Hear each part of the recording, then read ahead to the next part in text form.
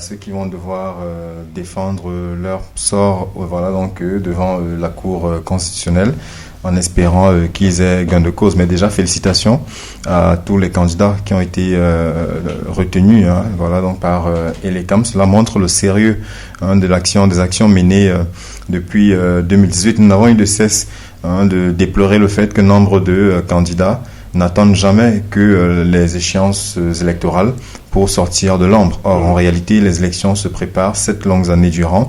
Et en cette année 2025, pour ceux qui se veulent proactifs, je ne saurais être devin, mais tout porte à croire que le président de la République qui remplit un 8e mandat, je ne suis pas certain en cas de victoire qu'il ira, qui pourra mener ce mandat à terme. Et donc, ce serait l'occasion déjà pour... Qu'est-ce qui vous fait dire ça?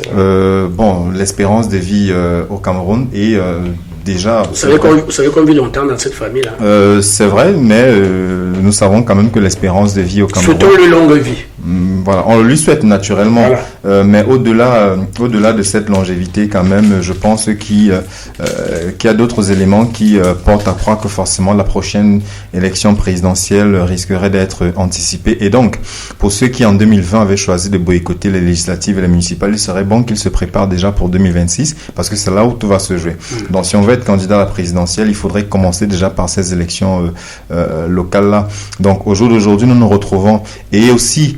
je peux déjà aussi dénoncer quelque part le business que nous observons en politique, parce que vous voyez de nombreux partis se sont transformés en partis Yango.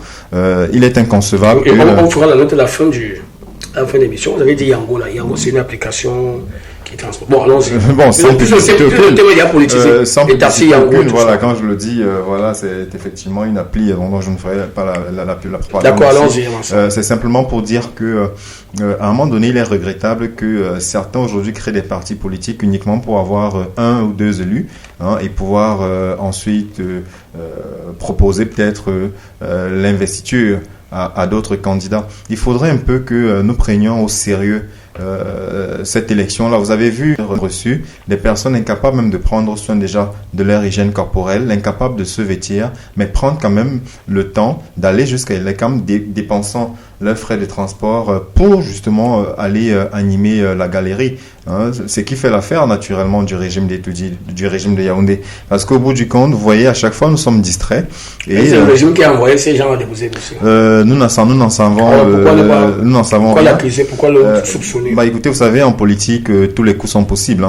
On a eu, vous allez vous rendre compte, par exemple, que depuis que le corps électoral a été convoqué, on ne nous parle plus de vol d'appareils génitaux. Donc à chaque fois, il y a toujours des éléments pour distraire un peu, pour distraire l'électorat ou alors le peuple. Donc je voudrais, j'en appelle aussi à la vigilance des électeurs, de ceux-là qui sont régulièrement inscrits sur les listes électorales, que ce sont eux qui vont devoir entrer en scène, qui vont devoir aller à la rencontre des proposants, de ceux-là qui viendront faire étalage de leur projet présidentiel. Et il serait bien pour ces électeurs-là d'exiger que chaque candidat vienne à leur rencontre par respect pour eux, pour défendre son projet. Il serait gagné par procuration. Quand on se présente comme candidat à une élection présidentielle, c'est qu'on estime qu'on est debout, on estime qu'on a la force, on estime qu'on a l'énergie et qu'on jouit encore de toutes ses facultés pour pouvoir présider aux destinées d'une nation tout entière. Mais on peut choisir le canal par lequel on s'adresse au public. Les TIC sont là, les moyens de communication. Naturellement, nous avons vu pourquoi imposer que tout le monde aille sur le terrain? En Algérie, d'ailleurs. Est-ce qu'en 2 semaines, on peut faire le tour du Cameroun? Oui, en Algérie, nous avons eu un chef d'État sur un fauteuil roulant, tenir des discours en visioconférence. Si c'est vers là que nous allons, c'est une honte pour le Cameroun parce que c'est quelque part l'image de notre pays. C'est l'image de notre pays qui en est. Vous avez un souci avec l'âge? Nécessairement. Écoutez. Et vous avez vos grands-parents au village qui vont encore au champ sans canne? Oui, mais écoutez, l'âge ne dépend pas. Quand on parle de l'âge ici, ne voyons pas que la vieillesse. Pour le physique, il y a les idées qui sont fraîches. On peut être un homme âgé avec des idées fraîches. Oui, on a coutume de dire souvent en Afrique que chaque vieillard qui meurt est une bibliothèque qui brûle. C'est un propos d'Amadou Ampateba. Merci, surtout pour un contexte, une Afrique comme la nôtre où nous savons la littérature est souvent plus orale et se transmet souvent de génération en génération, de bouche à oreille. Oui, à un certain âge, on est un patriarche, on a forcément acquis suffisamment de sagesse, on ne craint plus rien. Et puis, on n'a plus vraiment besoin, on a eu le temps d'amasser, donc on n'est plus en quête d'un enrichissement personnel. Oui, ça peut être véritablement un atout, mais ne voyons pas seulement l'âge à l'extrême droite, vraiment l'âge minimum qui est de 35 ans pour pouvoir se présenter un jeune candidat, je crois de 26 ans, qui quand même s'est présenté, sachant que la loi électorale dispose qu'il faut être âgé, donc au minimum de 35 ans pour pouvoir déposer sa candidature, ce qui d'ailleurs exclut de fait les jeunes, parce que cela voudrait dire, quand on sait qu'on est jeune à moins de 35 ans, dans notre pays, en réalité, on ne peut pas gouverner étant jeune. C'est malheureusement cela. On peut que Kaya la présidentielle à 35 ans. Oui, mais sauf qu'à sénateur à 40 ans. Voilà, à 23 ans, on peut être maire. Oui, sauf que 35 ans, c'est la limite de la jeunesse. Une fois que vous avez passé les 35 ans, vous ne l'êtes plus. Vous avez vu l'entrée en matière d'Iram Samuel Iodi, qui est le plus jeune candidat retenu jusqu'ici, mais il n'est plus jeune, malheureusement. Il est à 37 ans déjà, donc il n'est plus jeune. Il faudrait, on ne peut pas être député à moins de 35 ans, mais forcément devoir attendre ce seuil minimal là pour peut-être prétendre. Voilà, briguer un mandat présidentiel. Il faudrait qu'on ouvre un peu. C'est pour cela que finalement, quand on revendique la révision de cette loi électorale pour peut-être la passer à 2 tours, il serait bon aussi qu'on revoie l'âge de candidature, parce que l'âge ne fait pas forcément la maturité. Vous savez, on peut être âgé de moins de 35 ans, mais être suffisamment illuminé, être suffisamment outillé pour pouvoir mener à bien pouvoir présider aux destinées de notre pays. Anyway, moi je félicite ceux des 13 candidats qui ont été retenus, disons les 12 autres, parce que le président de la République, c'était une évidence. Nous aurions escompté peut-être qu'il se retire pour sortir par la grande porte, mais il a choisi d'aller jusqu'au bout. Peut-être. Il a répondu à l'appel du peuple. La base, on appelait de partout, président, soit candidat, on a encore besoin de toi, tu es là jusqu'à 100 ans, tu es toujours chaud, gars. Il a répondu à l'appel du peuple. Vous pouvez voir justement le profil des jeunes qui sont allés déposer les 40 millions. Déjà qui n'étaient pas jeunes, voilà, parce que je le dis encore, on est jeunes jusqu'à 35 ans. Oui. Et, mais on vous dit aussi qu'au Cameroun, on est jeunes de 7 à 77 ans. C'est une vue de l'esprit. Et quand vous voyez ceux qui sont allés déposer ces 40 millions, quand moi je vois le taux de chômage dans notre pays qui est à 70%, selon les données de l'Institut national de la statistique, je crois l'INS, comment comprendre que des jeunes au chômage soient capables de mobiliser autant de fonds? Et c'est un peu aberrant de se dire, comment peut-on être jeune, dépositaire de toutes ses facultés mentales, de toute son énergie, et à un moment donné choisir plutôt d'aliéner sa liberté à un individu qui lui a fait sa vie et qui n'attend plus rien, qui ne comprend même pas nos réalités? On est libre, non? Le jeune est libre. Pourquoi vous l'embrigadez le jeune, à se mettre derrière les jeunes? De nombreux jeunes ont montré une expérience à qui on a confié des projets, ils ont croqué l'argent, ils ont disparu la nature, ils ont fait preuve d'indélicatesse. Oui, mais à quel pourcentage? On préfère pas rester avec un vieux qui a de l'expérience, qui a la force de l'expérience, qui n'attend plus rien, qui ne veut plus voler. Oui, mais à quel pourcentage? Quand vous observez notre gouvernement, il n'y a aucun jeune au sein de notre gouvernement aujourd'hui. Des 63 ou 65 ministres que nous avons, nous n'avons aucun ministre nous n'avons aucun ministre de moins de 35 ans. Non, nous n'avons aucun dirigeant politique dans notre pays, voilà, donc âgé de moins de 35 ans. Quand vous allez voir au Parlement, pas de jeunes non plus. Vous allez voir dans les ministères, ce sont toujours ces seniors-là qui tiennent les rênes. C'est dire combien les jeunes sont relégués au second rang, eux qui représentent pourtant la majorité de la population camerounaise. Nous militons en faveur non seulement du renouvellement de la classe politique, mais de son rajeunissement. Vous voyez même dans les multinationales, pour nous qui sommes par exemple dans le secteur privé, voilà, merci. Vous vous rendrez bien vite compte qu'aujourd'hui, les multinationales privilégient plutôt les contrats à durée déterminée parce qu'on estime qu'au bout d'un moment, vous n'avez plus grand-chose à apporter, vous ne pouvez plus innover, vous ne pouvez plus vous réinventer. Donc, si en 43 ans, vous n'avez pas pu améliorer les conditions de vie des citoyens, c'est pas en vous rajoutant 7 longues années encore que vous y parviendrez. Donc, au bout d'un moment, il faudrait aussi qu'on donne la chance à un autre Camerounais, qu'on cesse de croire que Monsieur Biya est le seul capable de présider aux destinées de notre pays. Il n'est pas le Messie, il n'est pas le Moïse des temps modernes. C'est pour ça que vous voyez 82 autres Camerounais qui postulent. S'il était le Messie, il va avoir des candidats pour l'affronter, non? Sauf que pendant que d'autres postulent, il y en a quand même qui continuent toujours de lui adresser des motions de soutien. Vous l'avez dit, il répond à un présumé, au présumé. C'est pas un présumé, on a vu les appels du peuple qui a appelé, Marois a appelé, partout, on a appelé, Monsieur le Président, c'est vous l'homme de la situation, vous êtes le meilleur risque. Il répond à cet appel. Bon, vous remarquez. Vous n'avez pas appelé, vous êtes les gens des jeunes, les mauvais jeunes. qui n'apprécient pas le travail titanesque abattu par le président Biya. Oui, parce que nous ne sommes pas des moutons de Panurge. Vous savez, nous sommes dans un certain pays où... vous dites que les gens sont des moutons de Panurge. Écoutez, quand vous parlez déjà de ces appels que nous avons vus, en dehors de la chaîne nationale, où est-ce que vous avez vu ces autres appels-là? Voilà, vous parlez une fois encore des organes de presse publique. Le messager, voilà. Donc, et puis, quand on vous parle de ces 40 millions, moi, je voudrais dire, au jour d'aujourd'hui, chacun est libre. Hein. Nous sommes dans un État, démocratique, si vous le souhaitez. Mais à un moment donné, chacun est libre de choisir son champion. Chacun est libre de faire son choix. Mais derrière, il faudrait qu'on comprenne en 2025 qu'il ne s'agira pas de choisir le porteur de projet, mais de choisir un projet qui pourra quelque part rehausser notre pouvoir d'achat, qui nous permettra de pouvoir vivre en sécurité. Quand on sait combien l'insécurité est galopante dans notre pays aujourd'hui, il est difficile aujourd'hui de circuler à une certaine heure dans certains quartiers, certainement du fait des sous-effectifs des forces de maintien de l'ordre qui d'ailleurs sont plus souvent nombreux lorsqu'il faut sécuriser les carrefours pour prévenir je ne sais trop quoi que lorsqu'on les appelle pour intervention.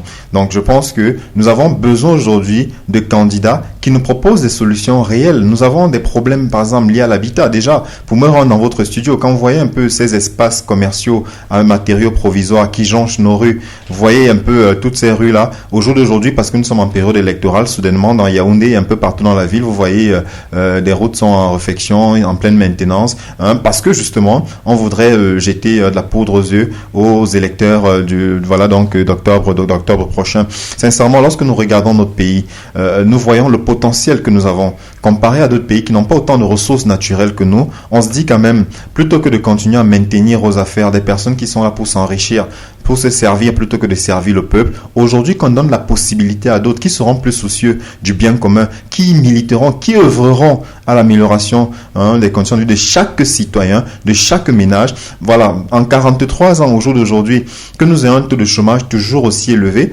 alors que l'État est le premier employeur, on se demande bien où est-ce que ça coince, voyez-vous. Mais si vous ne voulez pas recruter, permettez aux jeunes de se mettre à leur propre compte. Cependant, de nombreuses promesses sont faites à chaque fois parce que lorsque le président Biya prend la parole, comme à l'accoutumée, que ce soit le 31 décembre ou le 10 février, merci, de nombreuses promesses sont faites, mais vous vous rendez compte qu'il y a un gap entre les promesses qui sont faites et leur opérationnalisation sur le terrain. Parce qu'il faut le dire, Monsieur Biya est venu... Félicitations sur Monsieur Biya, je sais pas.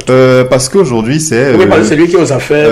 Parce que c'est l'homme à abattre, si vous le souhaitez bien. D'accord, c'est de ça qu'il s'agit. Donc, il est voilà, donc, actuellement. C'est lui qui le et j'ai même envie de dire seul contre tous, parce que je ne sais pas si Monsieur Biya est au courant de ce qu'il est candidat à la prochaine élection. Vous ne pouvez pas le dire. Je ne le sais pas. Je le dis parce que tout candidat s'est exprimé ouvertement, voilà, pour déclarer sa candidature. Mais depuis un moment, je suis dans le marketing digital et Dieu sait que je suis justement dans le marketing digital et les communications sur les réseaux sociaux sont faites par un social media manager, jamais par le détenteur de la page. Vous n'avez pas la preuve de qui est caché derrière le club. Je suis certain. Monsieur Biya connaît le numérique. Je ne sais pas si vous êtes avec lui. Est-ce que vous êtes aussi avec lui pour savoir que c'est pas lui qui... Ce que je sais au moins, c'est que l'avènement du digital, l'avènement du numérique, voilà, donc est postérieur à son accession aux affaires. Et nous savons quelles difficultés ont ces personnes du 4e âge avec l'outil informatique. Ce serait bien. Mais dans ce cas, un peu comme nous voyons le jeune Hiram Samuel Iodi, pour nous souhaiter que celui-là qui justement donne pas mal de directs, fait pas mal de vidéos sur TikTok. Alors voilà, si vous dites que Monsieur Biya a la même maîtrise de ces outils-là, nous serions heureux également de pouvoir l'entendre. Si vous voulez conquérir l'électorat jeune, il faut aller les chercher là où ils sont et donc sur les réseaux sociaux. Plutôt que de se contenter de quelques posts, une photo par-ci, un texte par-là, à un moment donné, on souhaiterait voir le chef de l'État être certain de ce que lui-même vraiment est, comme il a dit, déterminé à nous servir. Nous aurions pensé que sa détermination à nous servir aurait été de se retirer parce que gouverner, c'est savoir renoncer aussi. Donc, je pense que... Vous n'êtes pas le militant de son parti. Mais je suis un citoyen camerounais. Oui, parce que si ces militants l'appellent, lui répond à ses militants. Vous n'êtes pas militant. Je suis un citoyen camerounais et donc Monsieur Biya... paraît seulement, on dit des choses comme ça. Donc l'institution, voilà, donc la présidence de la République est une institution qui nous appartient à nous tous. Oui. Et nous avons notre mot à dire là-dessus. Donc si au bout d'un moment, beaucoup comme moi le disent, mais peut-être pas tout haut, quand vous allez un peu dans les débits de boissons, vous allez dans les transports publics. Vous fréquentez les débits de boissons. Écoutez, s'ils sont ouverts, c'est bien pour qu'il y ait des clients. Il faut quand même donner un peu, il faut donner à manger à nos compatriotes. Voilà. Si nous n'y allions pas, nous n'y allions pas, je vois pas comment ils arriveraient. Voilà, donc à s'en sortir. Et vous comprenez un peu ce que je dénonce, parce que beaucoup aujourd'hui sont obligés de se rabattre dans le petit commerce pour s'en sortir. Mais je dis ici tout haut ce que d'autres pensent tout bas. C'est juste que nous sommes dans un pays où le peuple brille plutôt par sa poltronnerie. Parce que laissez-moi vous dire, il suffirait que M. Biya aujourd'hui se retire, que les langues se déliraient au sein même de son parti. Et ils sont là, sont profil bas, parce qu'ils doivent leur carrière politique à la seule survie de M. Biya à la tête. C'est un procès d'intention qu'on fait à ces gens qui servent loyalement. Et la patrie. Il n'aurait existé politiquement, il n'aurait pu exister politiquement sans un décret présidentiel. Ça voudrait dire en réalité qu'ils sont dépendants de ceux-là qu'ils ont effectivement taxé de créateurs, parce qu'ils se reconnaissent être leur créature. Et ils savent très bien que si jamais M. Biya devait s'en aller, il n'aurait pas grand-chose à nous proposer. Vous savez, dans notre pays, des gens arrivent souvent aux affaires comme par effraction, sans militantisme aucun. Pour peu qu'on ait nommé, soudainement on va s'encarter et puis directement on devient président d'une autre campagne ci et là, alors que par le passé on n'a jamais eu connaissance de vous. Et c'est un peu de l'ingratitude pour ceux des militants du RDPC qui sont permanemment sur le terrain, qui doivent se battre à partager quelques billets de banque, qui des sandwichs pour amener des gens à rallier leur cause. Voilà, ceux-là se battent, mais malheureusement ne sont pas toujours portés aux affaires, mais ce sont des personnes incognito sorties de nulle part qui soudainement se retrouvent à occuper des postes de responsabilité. Donc je pense même au sein du RDPC aujourd'hui, il serait temps que les uns et les autres se réveillent et comprennent que si en 43 ans ils n'ont pas pu tirer leur épingle du jeu, c'est pas avec un nouveau mandat qu'ils arriveront eux aussi à s'imposer. Et au Cameroun aujourd'hui, il est possible, voilà, de partir d'un parti à un autre ou d'en créer un soi-même. Donc au jour d'aujourd'hui, moi je voudrais vraiment inviter mes compatriotes à prendre leur destin en main. C'est de notre vie qu'il s'agit. Qu'on ne se contente plus de quelques morceaux d'étoffe qu'on viendra nous partager, de quelques canettes de bière, voilà, de quelques sacs de riz, mais vraiment que nous nous demandions, que nous questionnions chaque candidat sur son projet du point de vue économique, du point de vue social, du point de vue sécuritaire, culturel, sanitaire. Au jour d'aujourd'hui, combien meurent encore dans les hôpitaux faute de soins? Combien sont même pris en otage parce qu'ils n'ont pas les moyens de pouvoir s'acquitter de leurs factures? Pourtant, on nous brandit une couverture santé universelle qui tarde à prendre effet, même si progressivement quand même, certains cas commencent à être pris en charge. Combien sont-ils aujourd'hui encore à mourir sur des lits d'hôpital, justement faute de personnel parfois et faute d'équipement aussi? Aujourd'hui, c'est-à-dire des sous-employés dans notre pays. Beaucoup aujourd'hui se ruent par exemple sur le bensikin, c'est-à-dire les motos-taxis. Voilà, ce sont des chômeurs à peine déguisés et ceux-là qui ploient, ceux-là qui ploient sous le joug de l'informel. À un moment donné, il faudrait qu'ils comprennent que ce n'est pas une faveur que nous demandons à nos dirigeants que de nous trouver des emplois. Ce n'est pas une faveur que nous demandons à nos dirigeants que de nous équiper en termes d'infrastructures. C'est pas une faveur que nous leur demandons quand nous disons nous voulons la lumière, nous voulons la connexion. Vous voyez un peu combien il est difficile dans notre pays d'avoir une connexion assez stable, combien il est difficile de pouvoir avoir de l'énergie chez soi 24 heures sur 24, 7 jours sur 7. Vous imaginez un peu ceux qui peut-être ont des épiceries, des poissonneries, comment ils font lorsqu'il y a un délestage? Vous voyez que c'est même quelque part la santé publique qui est mise en cause, parce que nous nous retrouvons à manger parfois des poissons avariés, voilà, pour ne parler que voilà, donc de ces denrées-là, simplement parce que des gens, voilà, font face aux coupures intempestives de courant. Et à un moment donné, vous ne pouvez donc pas, dans un pays avec un PIB aussi élevé que le nôtre, vous ne pouvez pas comprendre qu'à un moment donné, quand vous voyez même qui sont votés chaque année, mais après, il n'y a pas de bilan qui soit fait. Jamais le chef de l'État n'est venu nous faire un bilan pour dire voilà le budget qui nous était alloué pour l'exercice précédent, voilà ce qui a été fait, voilà ce qui reste à faire. À un moment donné, on va souvent le faire à la représentation nationale, non? Les questions souvent les membres du gouvernement et tout ça. Oui, des questions qui sont arrêtées à la base. Combien de reprises j'ai assisté à ces échanges par mois avec ces questions? Ben attendez, à un moment donné, c'est aussi un aspect important. Il y a des relances. J'ai vu les députés relancer Les ministres, ça c'était chaud. Hein. Oui, mais quand vous voyez un peu voilà, le circuit de ces questions au gouvernement... Il passe l'honorable Martin Oyono à l'époque. Quand vous voyez un peu le circuit de ces questions au gouvernement, déjà les ministres reçoivent des questions à l'avance, ont le temps naturellement d'écrire ce qu'ils veulent. Et donc quand ils arrivent, ce n'est que la lecture. On est dans un pays où les ministres n'ont pour mission que de lire des discours en fait. Ils ne savent faire que ça, lire des discours à longueur de journée, inaugurer ci, inaugurer ça. Mais voyez-vous, vous qui êtes journaliste, combien de ministres acceptent vos invitations? Pourquoi fuient-ils les plateaux télévisés, radio et télévisés? Mais certainement parce qu'ils n'ont et qu'ils ne seraient pas aptes, c'est-à-dire à répondre à un certain nombre de questions. Ils sont habitués à ne reprendre que ce que leur disent leurs conseillers techniques. Voyez-vous. Donc au jour d'aujourd'hui, nous avons des jeunes émergents. C'est pour cela que moi je soutiens les candidatures les plus jeunes parce que j'estime que c'est des personnes, c'est la crème en fait. C'est des vous personnes... vous sentez à l'aise avec vous reconnaissez à nous. Naturellement parce que déjà vous pouvez pianoter, vous pouvez écrire, il vous a répondu directement. Activité, vous voyez, beaucoup même vont sur le terrain. Je vous ai parlé du jeune Iram Samuel Yodi, vous l'avez vu. On a vu des publications sur votre page Facebook concernant son déploiement. Pour l'encourager, effectivement. Vous voyez, ils vont sur le terrain, battre campagne, et c'est ce que nous demandons à tous les candidats à la présidentielle. Vous ne pouvez pas rester dans votre bureau, la campagne n'est pas encore lancée. On peut pas considérer ça comme une campagne. Mais ce que nous disons, ils peuvent se déplacer, se déployer, mais ce sont des éléments isolés. La campagne. La campagne ne se fait pas que durant les 2 semaines avant les élections, puisqu'en réalité, comme je l'ai dit, nous avons 7 ans pour préparer une élection présidentielle. Il faut descendre jusque dans les zones reculées, parce que l'électorat, c'est pas seulement à Yaoundé et Douala. Il faut descendre jusque dans les régions, jusque dans les bas-fonds, parce que eux aussi ont besoin de rencontrer ces candidats-là. Eux aussi ont besoin de se sentir écoutés. Ils ont besoin eux aussi de poser leur doléance, de sorte que demain, et c'est ce qui pourrait même permettre aux candidats d'avoir des projets politiques assez pertinents. Parce que si vous prenez le temps de faire la ronde, comme on l'a vu avec le jeune candidat, avec Joshua aussi, quand vous prenez le temps de descendre sur le terrain, d'aller rencontrer des populations, vous avez l'opportunité de recenser leurs doléances et donc de coucher sur papier un projet de société qui soit viable, qui fasse consensus et qui mette tout le monde d'accord. Parce qu'en réalité, c'est de cela qu'il s'agit. Au lieu de simplement venir faire des promesses, il faudrait que quelque part nous puissions décortiquer le projet de chaque candidat pour en évaluer la faisabilité.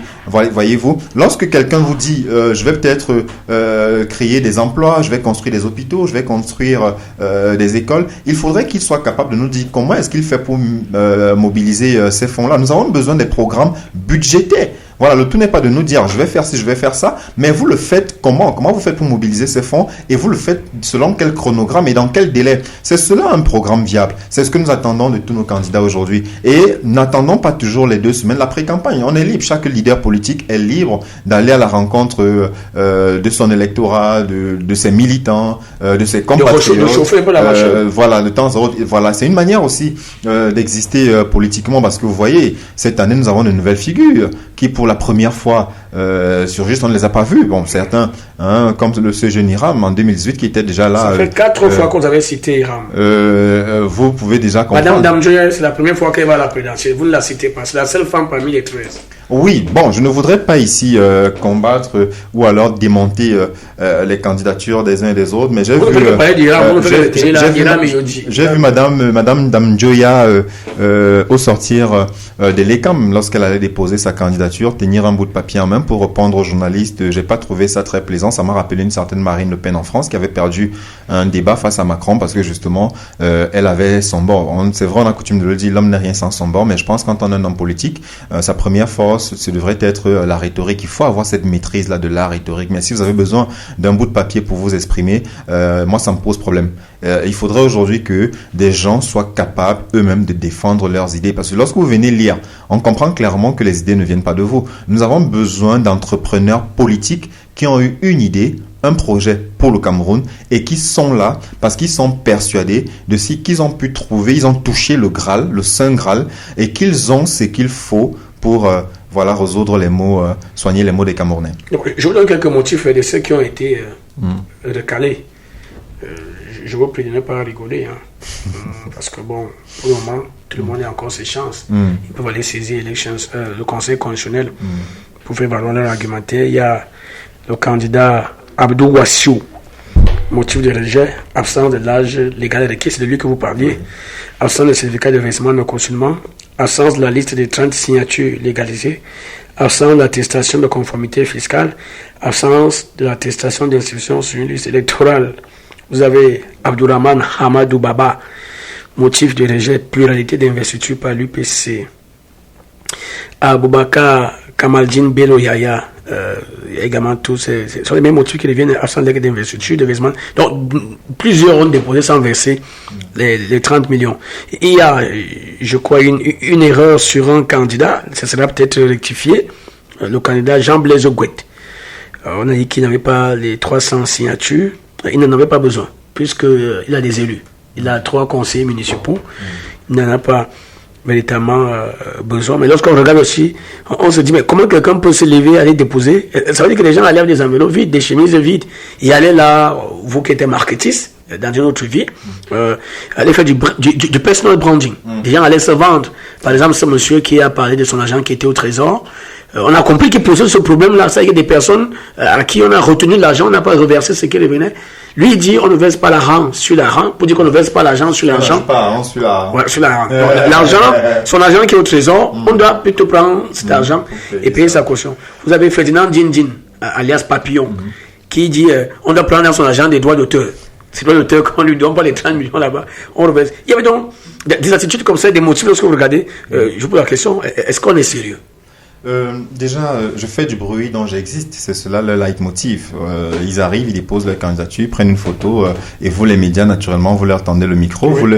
Voilà, ils sont célèbres. Les gars se lâchent. Une semaine durant. Beaucoup ont profité pour se donner un peu de visibilité et pour attirer l'attention des gouvernants aussi, de l'administration même sur leurs problèmes. Mais je pense qu'il existe d'autres voies de recours. C'est pour cela que lorsque nous parlons de la révision de la loi électorale, il faudrait clairement qu'on soit sérieux, de sorte de ne retenir que des candidats qui pourraient prouver, présenter un reçu de dépôt donc des 30 millions de la caution au trésor public. Parce qu'il ne sert à rien quelque part. Vous voyez un peu la charge de travail pour le conseil électoral que d'évaluer jusqu'à 82 candidatures pour n'en retenir que 13 au final. Alors si au départ on avait exigé la présentation du reçu de dépôt des 30 millions, on n'aurait pas ce cas de figure là. Il y en a même un qui a eu l'audace, le toupet, de faire un chèque en bois.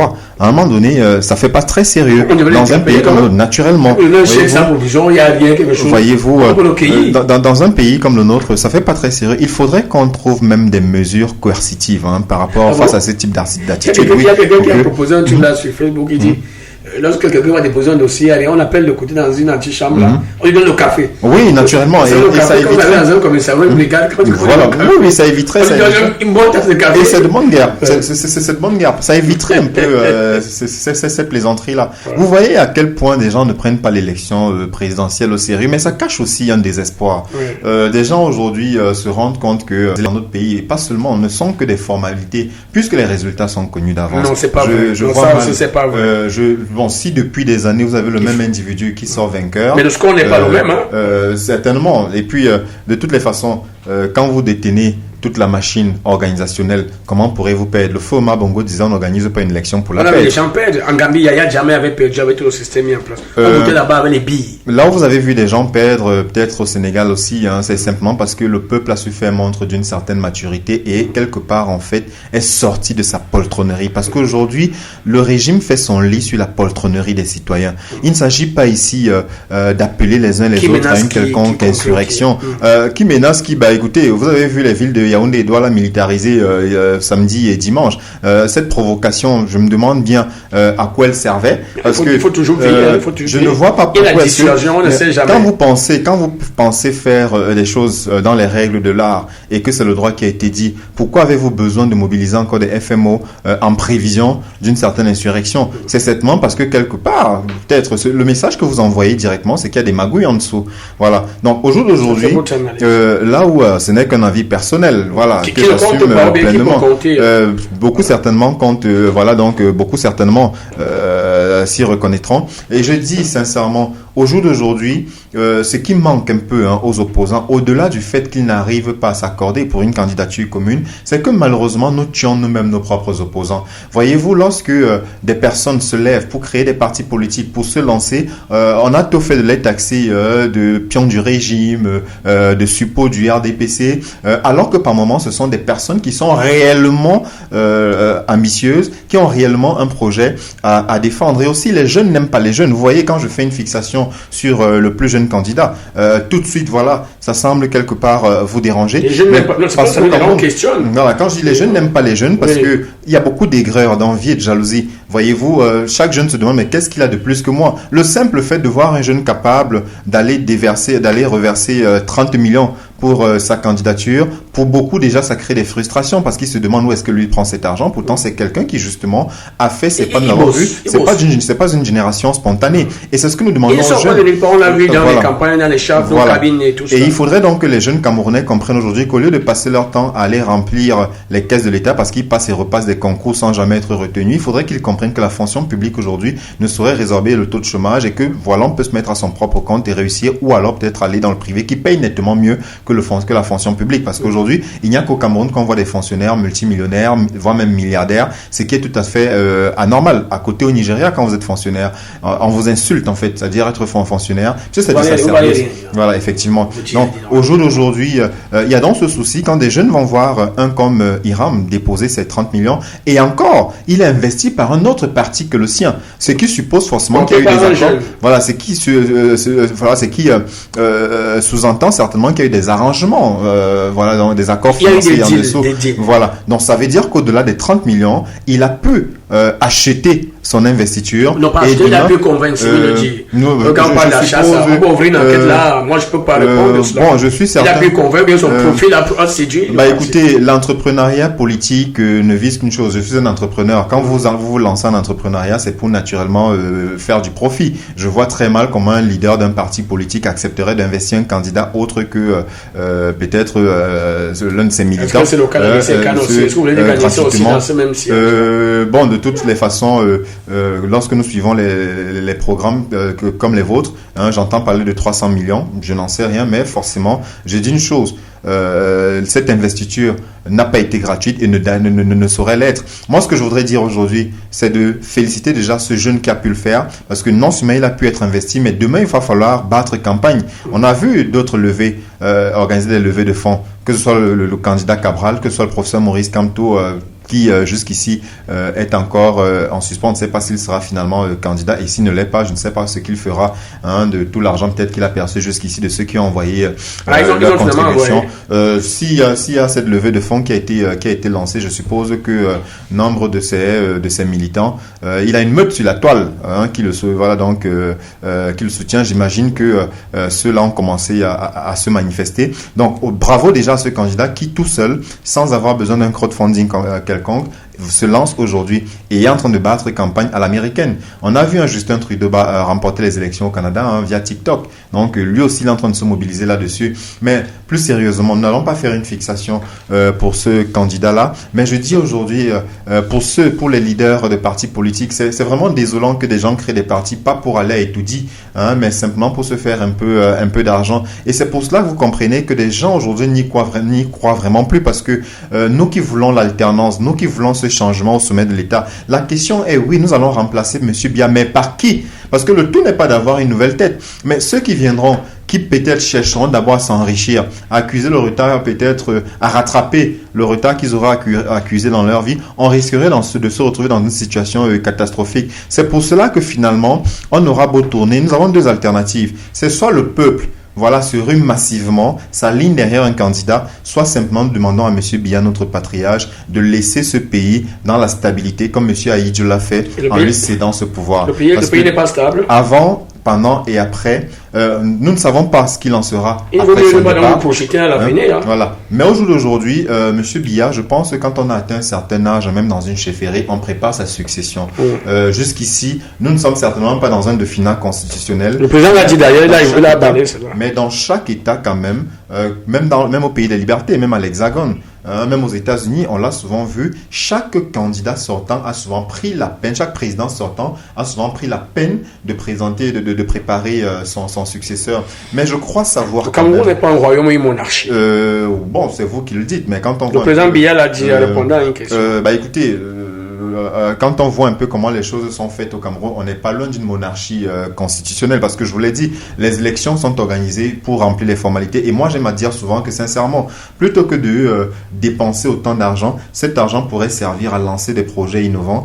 Quitte à ce que M. Biya, s'il souhaite qu'il meure aux affaires, mais que cet argent serve plutôt à lancer des projets qui non seulement vont créer de l'emploi, mais vont générer de la croissance dans notre pays. Et je dis, pour cette année, franchement, M. Biya, pour le patriarche qu'il est, pour toute la sagesse, il faut quand même le reconnaître, une certaine maestria politique. C'est un fin stratège en termes de politique, parce que, comme il avait si bien dit au président Macron, ne reste pas au pouvoir qui veut, mais qui peut. Parce que s'il a pu se maintenir au pouvoir pendant si longtemps et qu'il continue toujours de profiter du soutien de ceux qui l'entourent, c'est que quelque part, il a su manier. Et donc, je ne suis pas certain que demain, on aura un homme d'État de son acabit, de sa tranche. Et dans cet état d'esprit-là, dans cet élan, vraiment, je souhaiterais que M. Biya, il sait ce qu'il y a de bien pour le Cameroun et il sait qui sont les vautours qui l'entourent et quels sont leurs projets machiavéliques pour ce pays. Il est mieux placé pour faire le meilleur casting pour laisser le Cameroun dans la même stabilité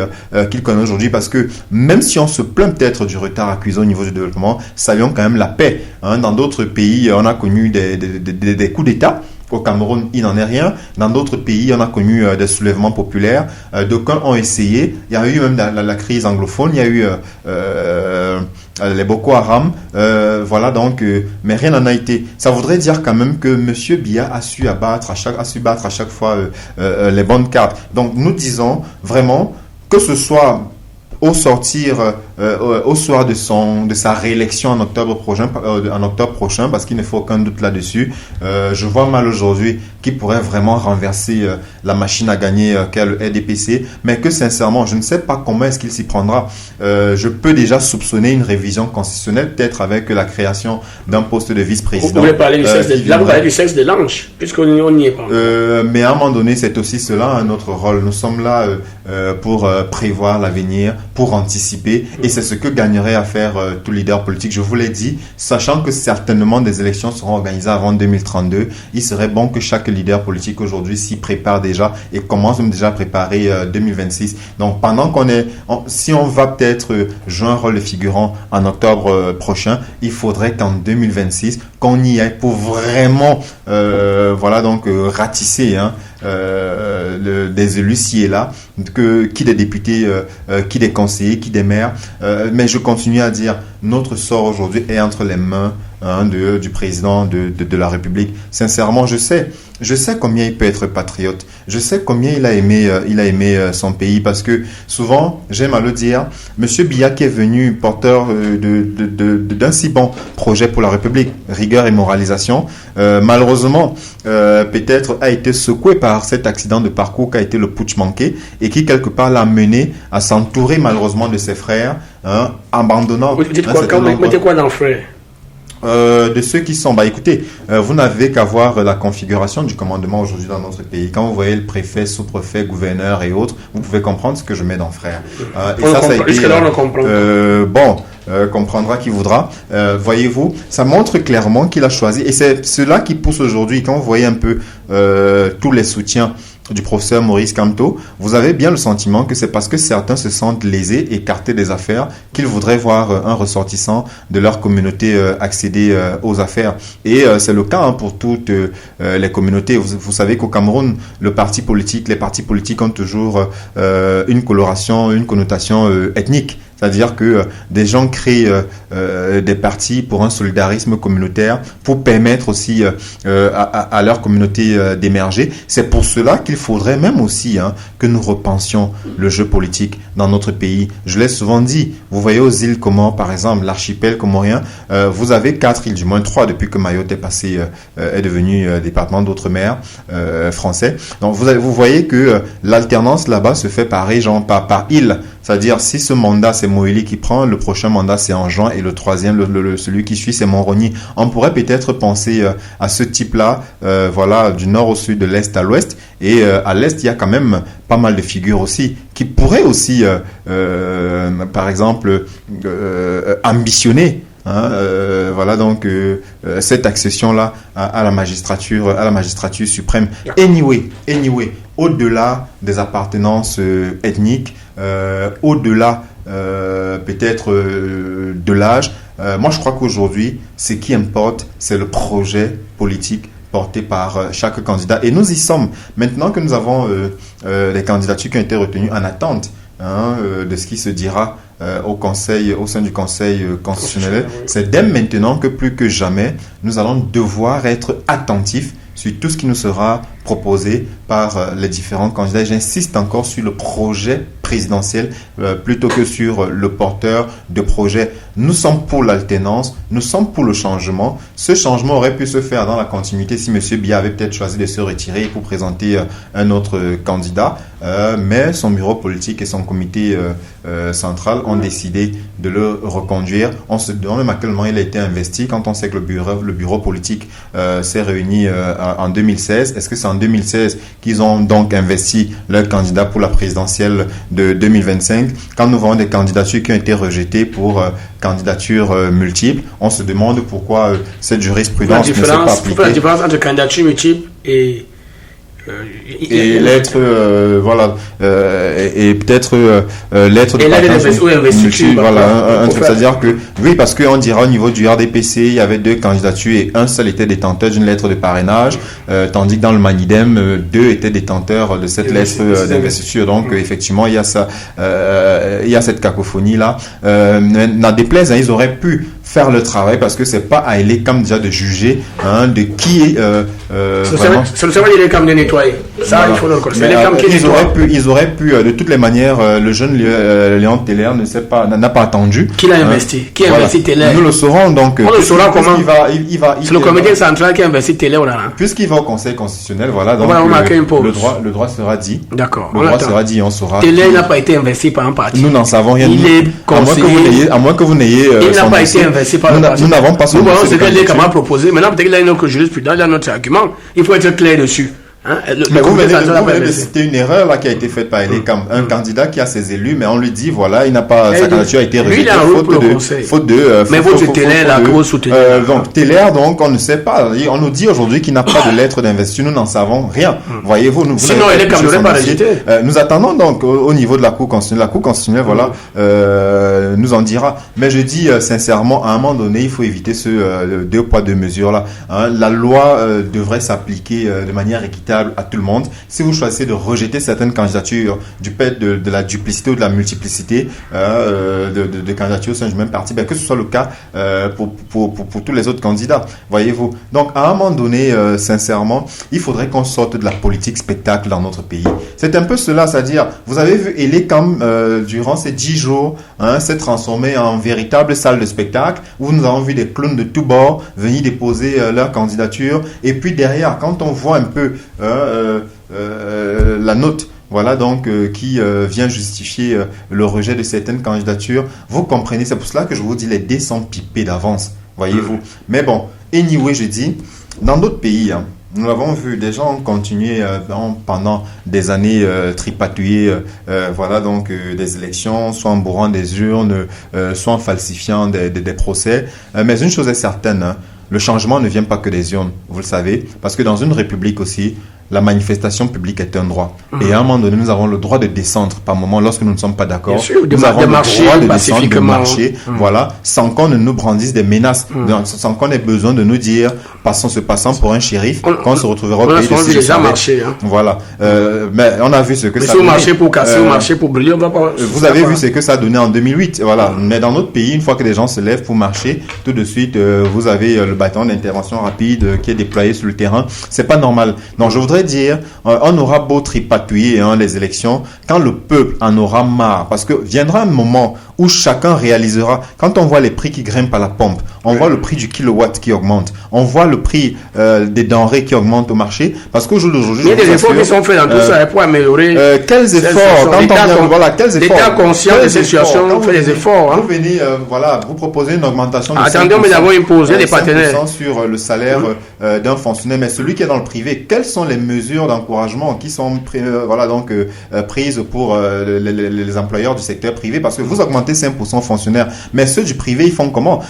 Qu'est-ce qui pourra motiver un employeur à augmenter le salaire de ses employés? Pardon pour la tautologie. Voilà. Il faudrait qu'il y ait également des mesures incitatives, peut-être des réductions fiscales, voilà, peut-être certaines exonérations même. Il y a une cela dans la loi permet déjà en 72 d'envoyer une entreprise une sorte de loi d'incitation à l'investissement et autres. Cette exonération ne date pas d'aujourd'hui. On a juste essayé de revoir pour s'arrimer à la norme. Je voudrais qu'on marque une pause. Il va devenir très nerveux.